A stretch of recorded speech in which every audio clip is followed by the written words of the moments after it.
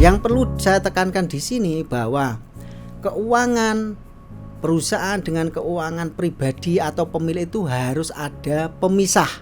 Jadi tidak boleh istilahnya campur jadi satu. Keuangan namanya pribadi sama keuangan untuk lembaga pengelolaan bisnis itu harus dipisahkan. Harus dipisahkan, tidak boleh dicampur.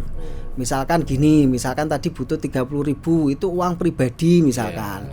Terus kita investkan ke dalam usaha kita. Betul, Nah, itu namanya kalau pemiliknya itu mengakui sebagai modal kan. Nah, modal ketika dilempar ke perusahaan oleh perusahaan itu namanya aset. Oh, jadi aset. Iya, jadi aset. Makanya persamaannya itu aset sama dengan modal. Betul, ya kan? Ya, nah, itu yang pertama.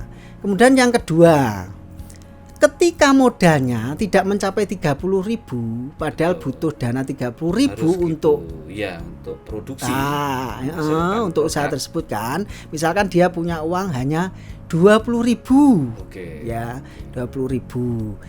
Akhirnya dia kan harus memenuhi 30.000. Betul. Kurang 10.000. Nah, dari mana 10.000? Bisa utang ke bank itu kalau besar. Kalau hanya 10.000 kan utangnya ya boleh tetangga, boleh orang tua. Boleh Pak Hari, saya utang Pak Hari gitu. Itu istilahnya adalah utang. Utang. Jadi kita, kewajiban kita kepada pihak ketiga itu namanya utang. Ya. Jadi modal yang diakui sebagai modal adalah 20.000, utangnya 10.000. Ya kan, 30.000 dilempar ke perusahaan, diinvestkan ke perusahaan, 30.000 sebagai aset. Nah, nanti rumusnya menjadi aset sama dengan utang plus modal. Jadi sama itu terus, 30.000 harus sama dengan utang plus modal, 10 plus 20. Jadi itu persamaan dasar akuntansi yang dasar dulu harus dikuasai. Kalau orang bicara akuntansi itu pikiran itu sudah ini pasti berat ini angka ini. Lah ini bisa menyenangkan ya Pak ya.